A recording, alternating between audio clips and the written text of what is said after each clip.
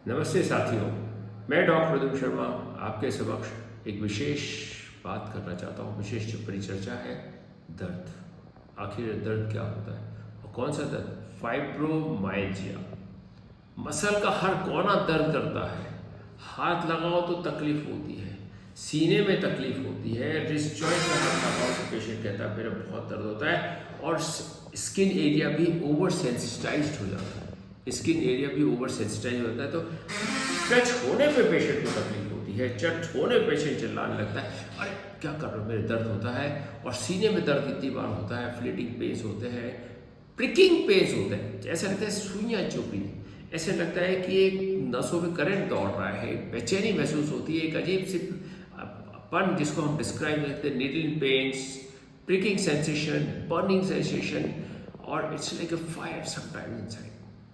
दोस्तों, ये फाइब्रोमाइल्जिया है। ऐसा पेशेंट जब इमरजेंसी में अस्पताल में पहुंचता है तो उसका ईसीजी हो जाता है, एक्सरे हो जाता है, ड्रॉप टी लेवल्स हो जाते हैं, लेकिन सब चीज़ें नेगेटिव हैं। पेशेंट कहता है डॉक्टर साहब मेरे को आपको कोई फर्क नहीं मिला, और नाना प्रकार की वो दर्द की गोलियां खाता है, एस्प्रिन है, आइबुप्रोफेन है, और कहना जाए कि निम्बोसोलाइड है, डाइक्लोफेनिक है, लेकिन कोई विशेष आराम नहीं मिलता। पेशेंट थक करके सो जाता है, नींद आती नहीं है, बेचैनी रहती है, toss is in bed, the patient tosses in the bed और करवट बदलता रहता है, but not with relief, even the sleep is disturb, बेचैनी, और किसी भी प्रकार की दवाई से फर्क नहीं पड़ता।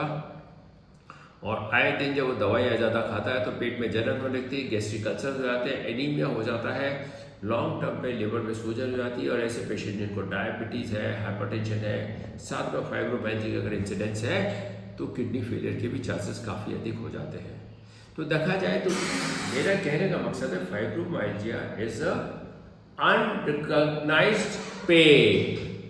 फाइब्रोमाइल्जिया को अभी तक ऐसी कोई पहचान नहीं मिली है, ऐसी कोई जांच नहीं हुई है, ऐसा कोई सोच नहीं पैदा हुई जिससे मालूम चले कि दर्द क्या है। नाना प्रकार के सभी टेस्ट फेल हो जाते हैं। ये दर्द विशेष तौर पे यंग जनरेशन में अधिक देखा गया है, और विशेष तौर पे फीमेल्स में, महिलाओं में दर्द की संभावना काफी अधिक होती है। Prevalence is pretty high and diagnosis 0। Treatment बेचैनी, थोड़ा 10% 20% रिलीफ मिलता है, but patient is not happy, कहता है मेरे को दर्द में आराम नहीं मिला। तो मेरा कहने का मतलब है it is an epidemic. We have to recognise this is a pain which requires to be treated.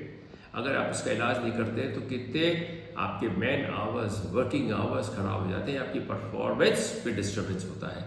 तो मैं ये बताना चाहूँगा, ये ज़्यादातर पेन फैमिलीज में रन करता है। There is a definite parental history, number 1।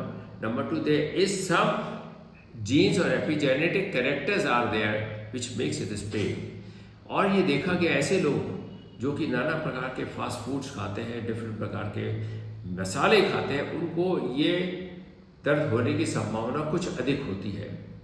ऐसे लोग जो लेट नाइट पढ़ते हैं, जो कि अपने डिजिटल मीडिया पे ज़्यादा रहते हैं, अपने मोबाइल पे, अपने डिफरेंट सॉफ्टवेयर एप्लीकेशंस पे ज़्यादा रहते हैं, उनको भी संभावना होती है। और जब नींद नहीं आती दर्द की संभावना बहुत अधिक हो जाती है, और दर्द से भी आपको काफ़ी देर तक स्लीप में डिस्टर्बेंस होता है। और देखा गया जब पेशेंट जैसे जब डॉक्टर के पास पहुँचते हैं, उनको विशेष तौर पर किसी दवाई से आराम नहीं मिलता। तो डॉक्टर ऐसे समय कहता है भैया आपको योगासन करना चाहिए, आपको स्ट्रेचिंग एक्सरसाइज करनी चाहिए, आपको मॉर्निंग वॉक करनी चाहिए, आपको क्रॉस ट्रेनर पे जाना चाहिए, आपको साइकिलिंग में जाना चाहिए, लेकिन patient is not very happy. दोस्तों, फाइब्रोमाइल्जिया किसी दर्द की गोली से ठीक नहीं होता। इसके लिए एक विशेष सोच, एक विशेष चिकित्सा, एक विशेष आयाम करना पड़ता है, जिसमें हर प्रकार की पद्धति का रोल होता है। Definitely meditation has a big value.